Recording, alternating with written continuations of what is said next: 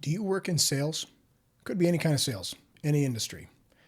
If your job is to convince people to buy something, you work in sales.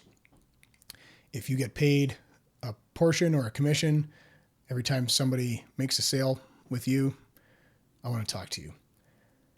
About a year ago, a guy knocked on my door.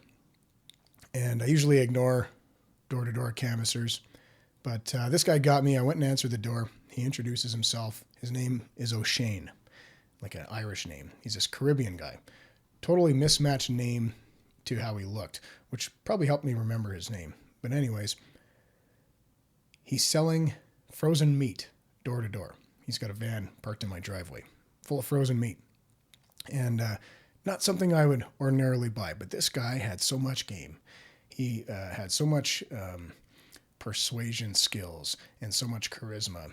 I just let him run through his pitch. And he totally had me. And he's asking me a lot of questions. He's building rapport. He's asking what kind of meat I like to eat. How do I cook it? Do I have a smoker? Do I have a barbecue? Gas or charcoal? What are my favorite cuts of steak? He gets me talking about steak. He says, you got to try my tenderloins. So runs over to his van, brings out a box, opens it up, takes out a few frozen packs of tenderloin, puts them in my hands, right? He's making me feel and touch his product. And he's like, these are so good. They're grass fed from a local ranch. They're flash frozen on site. And, vacuum sealed, blah, blah, blah, blah, blah. You're going to love these. And, leave them out on the counter to thaw for the day. And then he runs back. Do you like chicken? I got to show you my chicken. He comes back with frozen chicken breasts, individually wrapped. And then he comes back with dry ribs. And then there's chicken fingers and a whole bunch of stuff. Pretty soon, there's a pile of open cardboard boxes on my doorstep. And I'm holding all these different packages of frozen meat. And I ended up spending like $700 on meat. The guy was just so good. The meat was just okay. The convenience of it was nice. So we used them for a while. That guy ended up leaving the company.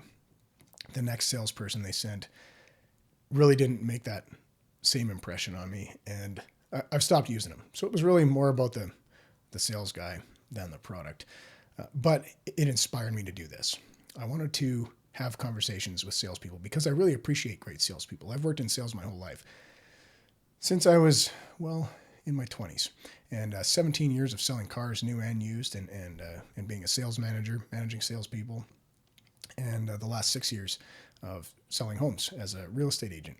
And the longer I've done this, the more I've come to appreciate great salespeople and great sales skills. I have a reverence for great salespeople. And when I meet one, like that door-to-door meat salesman, I just want to talk to him, and I want to know what it's like.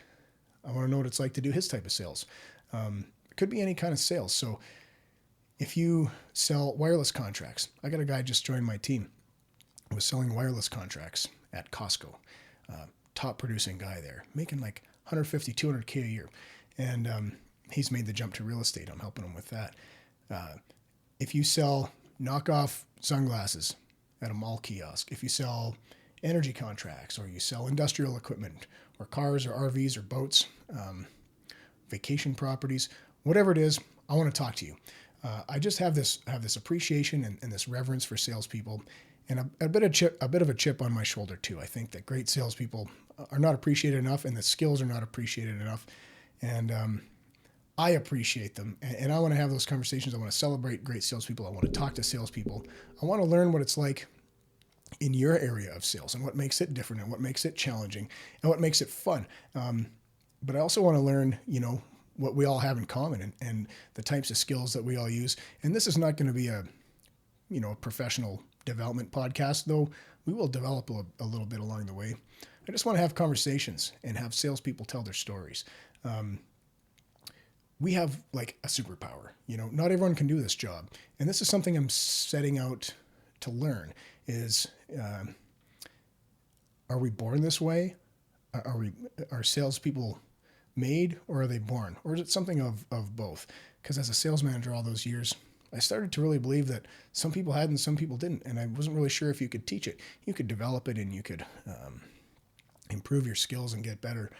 But some people have it and some people didn't. Maybe I'm wrong. I want to find out. But we have a superpower. We get told no a lot more often than we get told yes. We often start every month, every day for that matter, not knowing how much money we're going to make today or if we're going to make any at all. And we do a lot of work that we don't get paid for. And we just learn to accept rejection and move on and keep grinding. And that makes us special, I think. So if you work in any kind of sales, I want to talk to you. I want to have a conversation with you. And I want to share that with other salespeople. And I want to grow this. And that's why I created this podcast. It's called Commission Impossible. My name is Taylor King. I appreciate you joining and following and subscribing. And hope you stick around. Thanks.